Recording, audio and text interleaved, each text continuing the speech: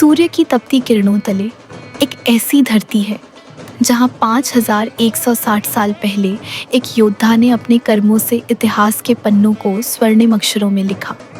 वो धरती जहां सूर्यपुत्र कर्ण ने न सिर्फ युद्ध लड़ा बल्कि न्याय और दान की ऐसी मिसाल कायम की जो आज भी गूंजती है।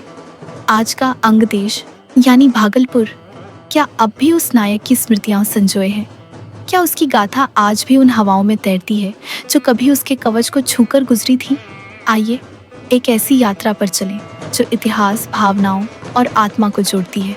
लेकिन इस गाथा को शुरू करने से पहले हमारे चैनल को सब्सक्राइब करें और बेल आइकन दबाएं, क्योंकि ऐसी कहानियां हर दिन नहीं सुनाई जाती। जय कर्ण। अंग देश, एक नाम जो महाभारत के पन्नों में गर्व से लिखा गया।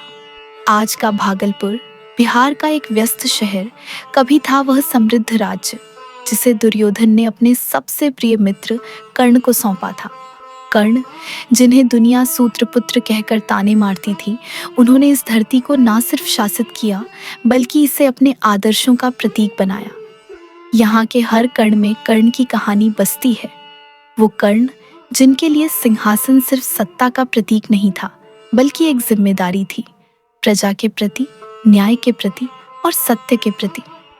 उनका हृदय ऐसा था मानो सूर्य ने स्वयं अपनी किरणें उसमें उतार दी थीं।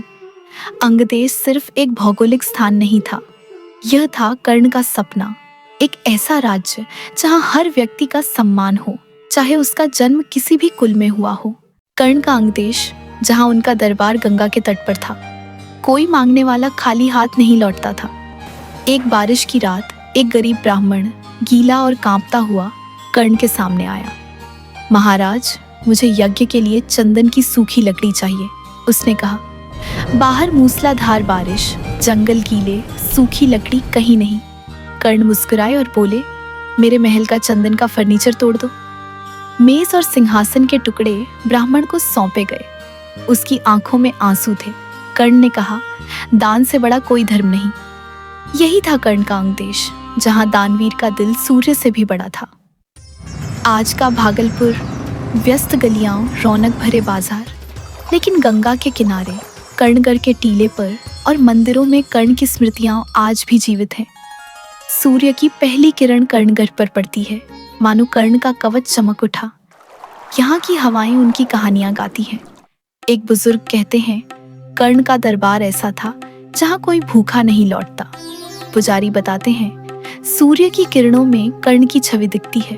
बच्चे कहते हैं, कर्ण हमारे नायक हैं। ये कहानियां कर्ण की अमृता का प्रमाण है जो भागलपुर के हर दिल में बसती है।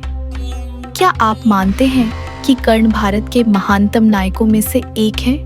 कमेंट में जय कर्ण लिखें और इस गाथा को शेयर करें। हमारे चैनल को सब्सक्राइब करें, बेल आइकन दबाएं, क्योंकि अगली बार हम लाएंगे जब कर्ण का मुकुट जमीन पर गिरा और देवता भी रोए। कर्ण की तरह अपने कर्मों से इतिहास रचें। जय कर्ण।